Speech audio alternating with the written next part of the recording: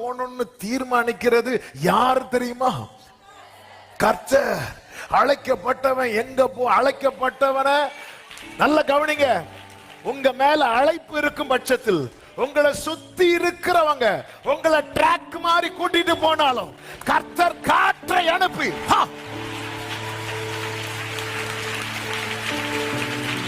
இங்க பவுல் சொல்றாரு போகாதீங்க வேண்டாம். ஆனா பவுலுக்கு வாய்ஸுக்கு இங்க வேல்யூ கிடையாது. இப்ப அவங்க எங்க கூட்டிட்டு போறாங்களோ அங்கதான் இந்த பவுல் போய் ஆகணும். ஆனா பவுலே இப்ப நீ இருக்கிற நிலைமை ஒரு அடிமைத்தனம். ஏன்னா அவங்க அவனை கைதியா தான் கொண்டு போறாங்க, அடிமையா தான் கொண்டு போறாங்க, ஒரு கட்டப்பட்ட நிலைமை. ஆனா உன் மேல இருக்கிற அழைப்பு பெருசு, உன் மேல இருக்கிற அபிஷேகம் பெருசு. உன் உறவுகள் எல்லாம் சேர்ந்து, உன் சொந்தங்கள் எல்லாம் சேர்ந்து உன்னை ட்ராக் மாதிரி கொண்டு போக உன்னை கூட்டிட்டு போனாலும் கர்த்தர் ஒரு காற்றை அனுப்பி ஆமே. என் மேல இருக்கிற அழைப்பு பெருசுன்னு சொல்றவங்க சத்தமாறும், என் மேல இருக்கிற அபிஷேகம் பெருசுன்னு சொல்றவங்க சத்தமாறும். ஹalleluya, ஆமே, ஹalleluya, ஆமே. எல்லாம் மெதுவான தென்றல் காரியம் வந்து அவங்க ஓடினாங்கன்னா ஓட்ட வந்து வேகமா செலுத்துறாங்க. அடிக்குது பாருங்க யூரோக்ளித்தான்.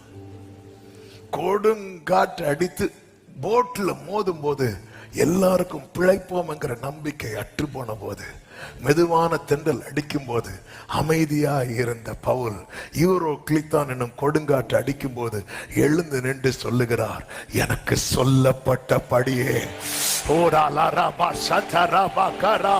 கர்த்தருடைய வழி பெருங்காற்றிலும் சுழல் காற்றிலும் இருக்கிறது. எனக்கு சொல்லப்பட்டபடியே, எனக்கு சொல்லப்பட்டபடியே. ஆமென் சொல்லுங்க பார்க்கலாம். எனக்கு சொல்லப்பட்டபடியே திடமனதாயிருங்கள், எனக்கு சொல்லப்பட்டபடி. பவுல் ஆரம்பத்திலே சொல்லுவாருங்க, போகாதீங்க, இது சரியில்லை, இது சரியா தெரியல. இல்ல இல்ல இல்ல, ஏன்னா சிச்சுவேஷன் அவங்க போறது பிரச்சனை இல்லை, இவனையும் கூட்டிட்டு போறாங்க. ஆண்டவருடைய ப்ரோக்ராம்ல இது உனக்கான ட்ராக் இல்ல.